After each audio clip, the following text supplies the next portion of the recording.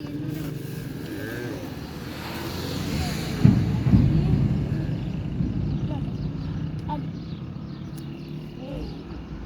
کن 1000 میلیارد.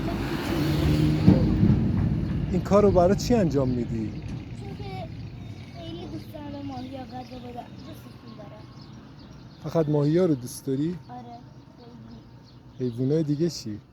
نشونه دیگه وای چه چقدر میخورن. وای وای وحشی گرسنه‌ن اینا. آره واقعا که ثواب بردی.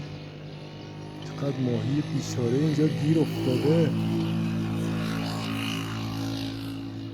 یا علی یه ماهی بزرگ. من میخوام ماهی بزرگ بخورم. واسهش غذا بنداز ببینم اونا هم میخورن.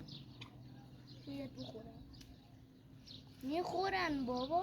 آره چه گرسنه‌شونه بیچاره. این کوچولو هم حمله کردن. واقعا دمت گرم. قورباغه رو.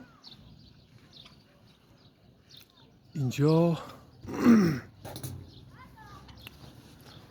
رودخونه پل شهر نورآباد تو استان لرستانه که متاسفانه آب کمه، بارندگی کم بوده. بذار بندازم این دفعه وسط خیلی ماهی.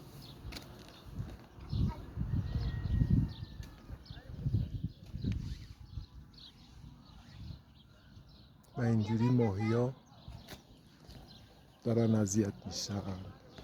حالا پسر منم اومده بهشون غذا میده. همه حمله کردن اونجا. حمله. کارت خیلی خوبه پسر گلم. دیگه نون نداری؟ همشو بریز واسهشون تا بری بابا جون. ثواب.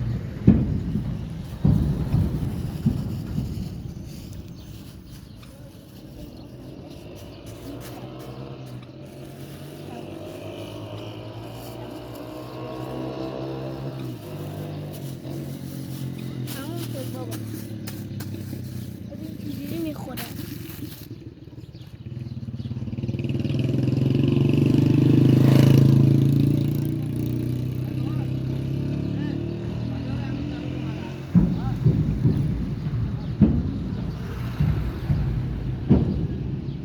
همه حمله کردن.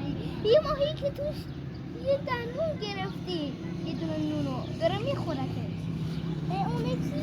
یه دیگه. هیچ کس نمیره. نونمون تموم شد بابا. دیگه چیکار کنی بابا جون؟ 4 تا نون بود همشو خورد. نوش جونش. بریم دیگه.